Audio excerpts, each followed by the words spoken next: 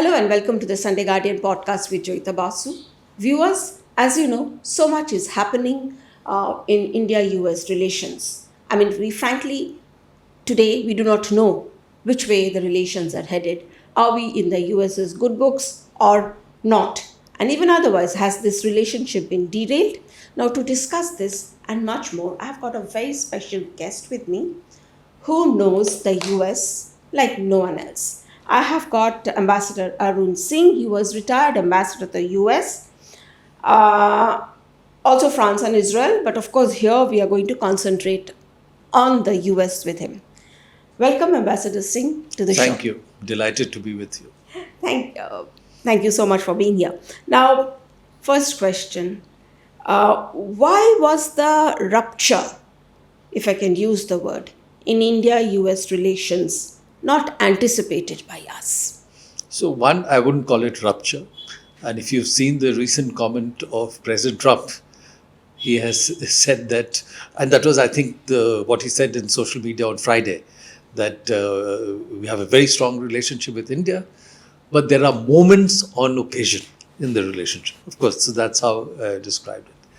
And I would say that in some of these things, when things don't go the way you want, you can never be sure of how it will play out till it happens. Because ultimately there are human beings, political leaders, political compulsions, which are playing out. And it could be managed one way and sometimes not. Now, in this case, as I see it, from a perspective of someone who had many years worked as part of the Indian diplomatic service, but now outside the government, more from the analytical perspective. It has been caused largely by the domestic political priorities of President Trump and his personal political priorities. Now, one fact, as everybody has been commenting, is that he wants the Nobel Peace Prize. And he's been actively campaigning for that. Now, when Op Sindoor happened in May, he felt that if he could claim a role in bringing about a ceasefire between India and Pakistan, he will be able to enhance his claims for a Nobel Peace Prize. And so he claimed that. Now, he said that 50 odd times. Now, as you know, India's position has been very clear, especially since 1972, that there is no scope for any third party role on India-Pakistan issues. And there's no going back on that. And so obviously India couldn't accept what President Trump was saying. Now, here I wanted to recall for you that this is not something new for President Trump. If you go back to his first term, in 2017 July, he had come out with a major policy statement on South Asia, where he had criticized Pakistan very heavily for hoodwinking the US, supporting the Taliban who are attacking US troops, and said, India, please do more in Afghanistan. I think that was his way of trying to irritate Pakistan. Then on 1st January 2018, at 3 a.m., he tweeted, stop all aid to Pakistan. Then in July 2019, he assessed that now he needed Pakistan to try and get an agreement with the Taliban because he wanted to withdraw US troops from Afghanistan. So he invited Imran Khan to the White House. And there, in response to a planted question, he said, I'm ready to mediate on Kashmir. And that the Indian Prime Minister has asked him to mediate on Kashmir. Now, that's simply not possible. No Indian Prime Minister can do that. So here's the president of a major country, not conditioned by facts in his articulation of position or policy. Now, that's what we are dealing with. So clearly, when he said that he had played a role in mediating the ceasefire, this was something India could not accept. That's our position. And so that started a little bit of difference between the two leaders and the positions we were taking. I think the second thing that happened is that he has been projecting since his first term and then carrying over into the second, that manufacturing has been sucked away by the United States. And that not just China, but all trading partners of the US have exploited the United States, and that he needs to now bring manufacturing back to the US. Now, it plays well with his base because it is the mid 40 to 50% of the US population that suffered during the globalization phase. Because when it was a unipolar US domination globally, US wanted to globalize trade and production because US capital could move all over the world make profits. And in that process, the US economy overall grew, GDP grew. The elite in the US benefited. The top 1% generates 40% of the income and 40% of the wealth. But the middle 40 to 50% of the population saw their wages stagnate, death rates went up, longevity came down, drug addiction went up. These are the people who have voted Donald Trump into power. So he's trying to appeal to what they feel are their demands. Now, in that process, India, I think, again, from whatever has come out in the public domain, anticipated very early that they'll have to move very quickly on trade. Because even in his first term, he had criticized India on trade. That is, India is a tariff king, very high tariffs, criticized us for the tariff on Harley Davidson bicycles. And then during the first term, almost for 2 years, mini trade agreement was negotiated between the two countries and did not reach a successful conclusion. So I think he had that at the back of his mind. So in India, if you saw in the budget in February, in an anticipatory manner, we reduced tariffs on some items which could be of export interest to the US. Then the Indian Prime Minister was invited to visit the White House in February. He was the fourth foreign leader invited. The King of Jordan, Prime Minister of Japan, Prime Minister of Israel, and then the Prime Minister of India. That was a signal from the US that they attached value to the India relationship in Trump 2.2. And in the joint statement that was issued, very ambitious, forward, substantive joint statement, defined the relationship as US-India compact for the 21st century. And compact was elaborated further as catalyzing opportunity for military partnership, accelerated commerce and technology. And in that, both agreed to work on a multi-sectoral bilateral free trade agreement. So India was ahead of any other partner of the US to get that process going. Again, from all reports, there was good progress. There were 5 rounds of in-person discussions, more than 40 rounds of virtual discussions. And again, from all reports, this was, even from India's point of view, a very forward-leaning approach that was taken, opening up for market access in different sectors. And India's overall approach has changed. India has now done a free trade agreement with the UK, earlier did with UAE, with Australia. So it wants to do. So with the US, that was happening. And by early July, it seems that the two countries, the negotiators, had worked out a detailed trade agreement between them at that level with benefits for both sides. Now, in the face or background of the irritation that has been there since May, in July, this is presented to the president that here is a trade agreement, more or less balanced, benefits for everyone. At that time, Trump is getting unilateral concessions from his other trading partners because of the pressure they have.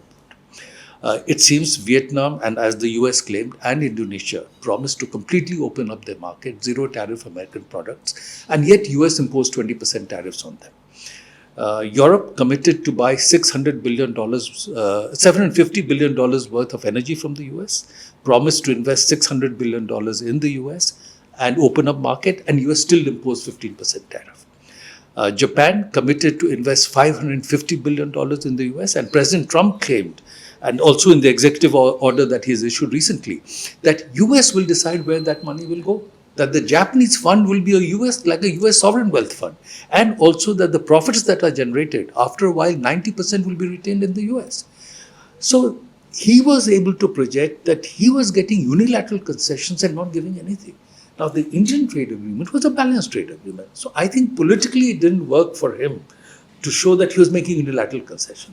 So given that background, my assessment would be that he decided not to accept it at that stage and imposed 25% tariffs on India, which completely was not acceptable from our point of view.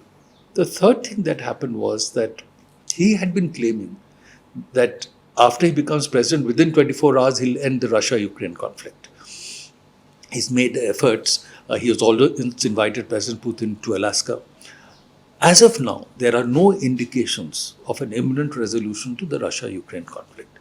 So he's coming under criticism in the US that you are not taking any action against Russia. And the fact is, since becoming president, he has taken no action against Russia for whatever reason. Maybe he wants to talk to them, maybe whatever else. And China is the largest buyer of energy from Russia. But China has shown countervailing power. They have done export control restrictions on magnets, rare earths, which US needs, and US is now, sort of put a cap on the tariffs they're imposing on China, is negotiating with them to remove the export controls because it needs them for their own production. So I think he felt that they were not in a position to impose any further tariffs on China. And he felt he needed to show he was doing something on the Russia issue. So in the background of whatever was happening with India, he added another 25% on India, citing the Russia. Now, if you see recently, the president of Poland was there on a visit. And in that meeting, a journalist asked President Trump, how is it that you have taken no action against Russia for continuing the conflict? And he said, but I have taken action. I've imposed tariffs on India. So he's using that as a justification. And the fourth thing that has happened is that many have argued that the president does not have the authority to levy tariffs. It belongs to the US Congress. Matter has gone to courts. Courts have ruled against the US president. So now it is before the Supreme Court. In the filing that has been done before the Supreme Court, there is a specific para saying that he has imposed tariffs on India to deal with the Russia-Ukraine conflict, trying to make the argument that the administration is using tariffs for foreign policy purposes because the president has a mandate on foreign policy. So I think we've just been caught in this vortex at the moment that because of his domestic politics and how he wants to play it and the priorities he has set, he's taking actions against India which are not working out. But that having been said, I would say two things. Whatever President Trump or the administration is doing, maybe one can say, okay, you're sanctioning India. I would say he's sanctioning much more the US-India relationship, not Yep. India. Because in India, there was always a sense of US being a coercive and unreliable partner. We were coming out of that. Now that has resurrected this sense. And then the argument can be made, whatever be your compulsions, you felt you could throw the US-India relationship under the bus for that. So that's something from which India will draw its own lesson. So I think that's where we are. And I think nobody could have anticipated that we will necessarily get here. So is Trump essentially using, if he is using, he is actually, as a whipping horse, our response, do you think he underestimated India? Maybe, but I think as I see it, the message from India seems to be that there is no need to provoke, no need to escalate, but stay firm on your red lines, be it in agriculture, be it in dairy, and whatever other things, no mediation on India Pakistan issues. And India has stayed with that position. And initially, there was not much reaction to whatever President Trump had done against India in the US. But now there is reaction.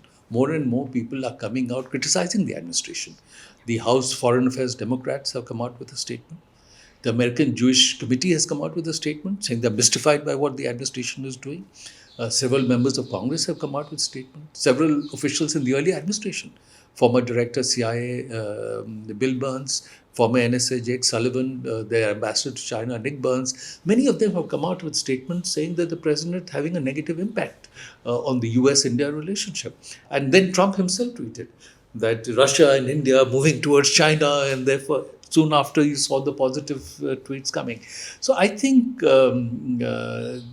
perhaps they realize that India has its own red lines, and by taking coercive action, they are not going to achieve whatever may have been their objective. So that tone has certainly changed.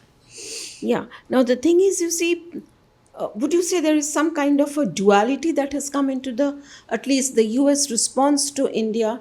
I mean, is it a kind of a good cop, bad cop, or other bad cop, good cop kind of thing playing out? And if that is the case, I mean, it's verbal assaults, economic assault. Even now, we are seeing Peter Navarro. I mean, he's going nuts about India. He's saying all sorts of things. If you're looking at his Treasury Secretary, Commerce Secretary, I mean, it's almost as if we are doing India a favor, the kind of behavior that is coming in. Would you say, number one, there is this, I mean, it is deliberate, and I would say at the same time, what we are looking at, how difficult is it for India to formulate policy in such a situation? So many of my interlocutors in the US, whom I have known for some time, have said that Trump has always been what can be described as a maximum pressure man in any negotiation, that bring maximum pressure to bear on a situation and see what you can get out of it. So perhaps they're trying that strategy. One can generate maximum pressure. But I think they would have realized by now that India has its own way of responding to the situation, and you don't give it. Because, if India says that the basic element in its foreign policy is strategic autonomy of decision making, that on every issue you will eventually decide and make your own decisions based on your own assessment of your interests. So if India is seen as giving in, then you cannot project that you maintain strategic autonomy. And that has always been a very firm line in India's policy making.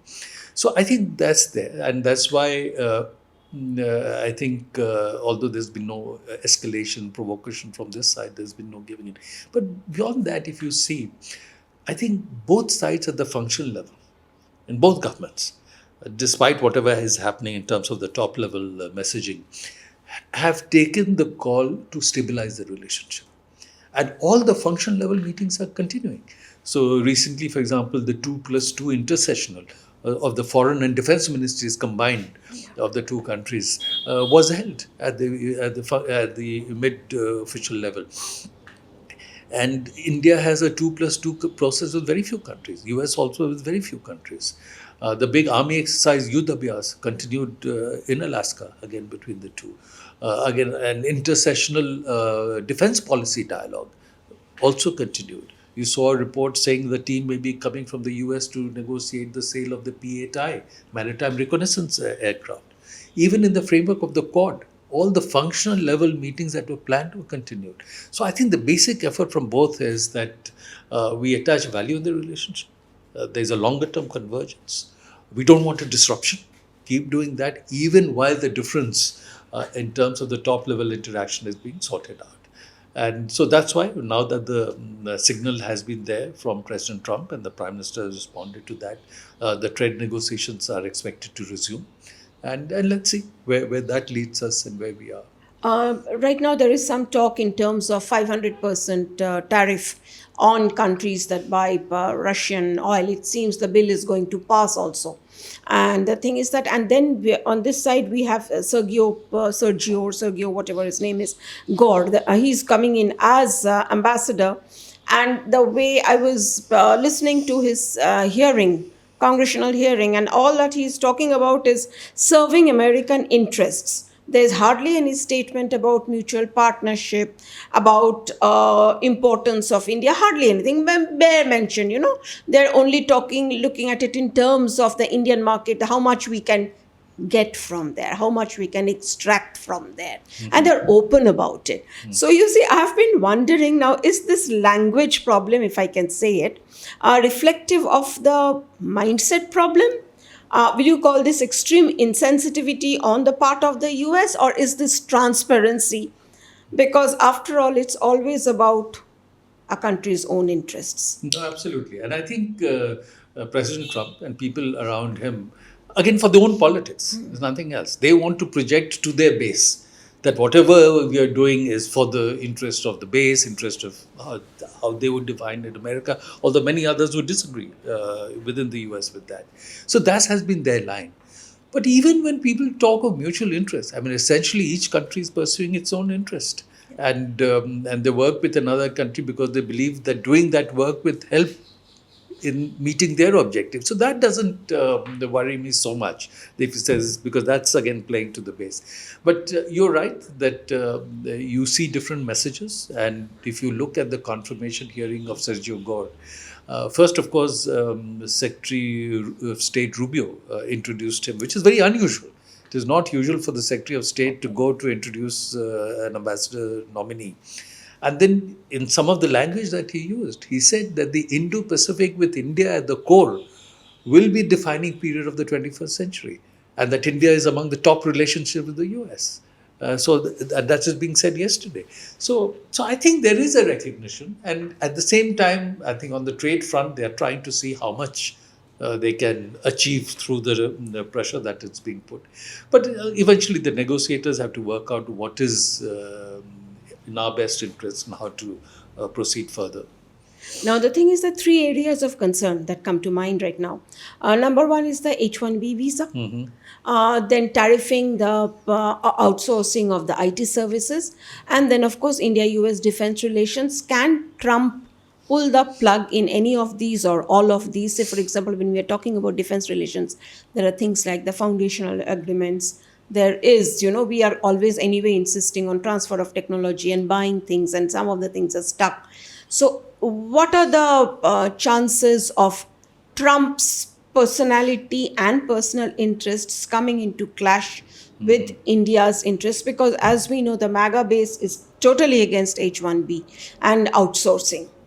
So, as you've said correctly, at the moment, the sentiment in the US among groups that are influential with the administration and meshing with the politics of the administration is not favorably inclined towards H-1B visas, immigration coming in. And so that's the situation that. But H-1B visas is one kind of business model. There are many business models. You don't necessarily have to go there to provide the business services. In today's kind of digital connectivity, you can also provide it elsewhere.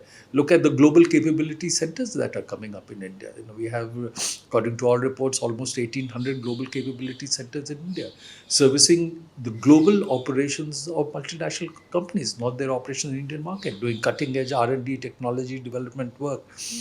So there are different kind of business models that can be worked out. So I don't think we need to be necessarily fixated on the H-1B. It's a question of what is leading to higher trade and technology partnerships. Again, the H-1B issue is not a new issue. Even if you go back and see 2012, 2013, there was a huge debate in the US on the H-1B visas, and the visa fees for H-1B visa holders were doubled at that time. So it goes up and down depending on the employment situation in the US, and we have to just ultimately giving a visa is a sovereign issue for any country. And in terms of digital technology related work, ultimately the US companies will have to see what is in their best interest. They have a stake in it. Because whatever service is being provided is contributing to the profitability and technology generation of US companies. And the US realizes that their main competitor today is China. And they've said publicly that their main economic, technological, and military challenge is China. And China is the only country with the intent and capability to replace the US in the international system. Now, whatever adjustments the US may be making in its foreign policy, US doesn't want to be number two in the world, still wants to be number one. And they recognize that if they want to retain the global lead in technology vis-a-vis China, India will remain an important partner and the cooperation they have with Indian companies. So ultimately, on that, I think US companies will be making a determination about what works for them, for their technology development, for their profits, and will be influencing the decision of the administration. And so we have to see how that evolves. And on defense, that's the kind of partnership that the US itself wants. The foundational agreements were not what India was wanting. It was what the US was wanting. And over a period of time, as India has assessed what works in its interest, we've done one after the other. So I think I don't see US walking back on the foundational agreements. They will probably push more for sales to India. On technology partnerships, how they will assess the balance of advantage to them in terms of the production in the US, profits they make versus some production in India. So those can only be decided on a case-by-case basis. So that does, in fact, if you see the statements coming from the US, repeatedly they are saying, we want to do more defense sales. And even Sergio Gore, in his confirmation hearing, said that he would like to encourage co-production and co-development in defense-related areas. Now, what leverage do we have on the US if we take China out of the equation? So it's a good question, and I think my own sense is that there are two broad areas why US values India relationship. One is clearly China, but even on China, US policy has waxed and waned. The vice president under Ronald Reagan went on a visit to China and said the rise of China is in US interest. It was Bill Clinton who brought China into the WTO. And the argument was that mainstreaming of China in the international economic system will lead to political and economic liberalization in China. And now they say that policy has failed. It was George Bush who first said that China is a strategic competitor. After that, President Obama, in the first 2 years, spoke of strategic reassurance to China. But then, when he saw that China was taking unilateral and assertive measures, including in South China Sea, then you started hearing a pivot to Asia, rebalance to Asia. President Trump came in, and it was the first time very strong language against China because he needed to appeal to his base. I am bringing manufacturing back to this. So, to that extent, perhaps there was a little more attention or obvious attention on the US India dimension. But again, from the reports that you are seeing, it's quite likely that President Trump will have a meeting with President Xi soon enough, and that they may do a trade deal with China. We shouldn't be surprised. But despite all this, the basic element of economic, technological competition between US and China is here to stay. And if you look at the presence of Indian origin tech workers in the US, Indian origin CEOs, the work US companies doing in India, the India partnership, I believe, is important for the US to maintain its global lead in innovation vis-a-vis China in several sectors. And therefore, the bilateral aspect of the trade and technology partnership will be valued by the US. And so that will, I believe, that will be the stabilizing factor. Okay, now we are approaching towards the end, so a couple of questions. It's basically, there's a complaint in DC that India is not a reliable partner, and this is not the first time we're hearing this. This has been going on. I would say this buzz was very much there when Biden was the president, that you cannot rely on India to ally with the US fully. You cannot rely on India to be a partner against China in the South China Sea in particular. Now, given this context, is there any reason to believe that this could have also contributed to whatever is happening now? I don't think so. I think it is entirely determined by the four factors I mentioned, which derive from the domestic politics or personal politics of President Trump. Because, India has never said that it is going to be an ally of the US of any kind. India has always said that we believe in maintaining the strategic autonomy of our decision making. And that we will work together with countries where we have more convergence. And if you really see so more forward-looking US policy would work on developing further the convergence between US and India. And India has already done things that, even some years ago, one would not have visualized that they would happen. For example, India has joined the Combined Maritime Force, which operates out of Bahrain, not the kind of thing India did traditionally. India and the US this year are co-lead of Task Force 151, which is at the Anti-Piracy Task Force of the Combined Maritime Force. India is member of the Mineral Security Partnership, 15 countries, which has US, Canada, 8 European countries, ROK, Japan, and Australia. And now India is a member. India is member of the Artemis Accord, dealing with space partnership, which again, broadly a US-led grouping, and partners of the US are there. Now, these are not the kind of normal groupings that India looked at some years ago. So, as India and US have done more and more together, as the convergence has grown, India has been willing to do more and more with the US. And I think that's a far better way to give a ballast to the relationship, rather than for the US to say that anything that the US leaders decide based on their interests, India must automatically follow it. Because US makes mistakes. US went into Iraq in 2003. Now the US says that was a mistake. But just because US decides in 2003 to go into Iraq, should India support that? So, and as I said, very often US leaders, because of their political compulsions, take decisions that later turn out to be erroneous. What they've done with China. Now they're saying it was a mistake. So why should India just line up behind everything the US does? And the counter argument, if India tells the US that please don't have relations with Pakistan because it is a supporter of terrorism, will the US listen to India? US will have a relationship with Pakistan based on their assessment of their interest, not because India takes a certain view.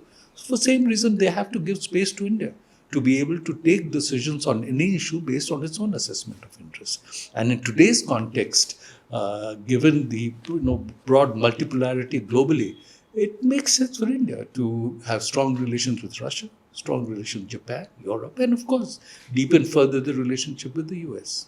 So you are saying basically then the subtext is obviously there is future in Quad. Quad is not lost as yet. And what about the possibility of a meeting between President Trump and Prime Minister Modi? So let's see. I think there, from reports I see in the media, there could be different occasions, and there is the ASEAN summit, the East Asia summit.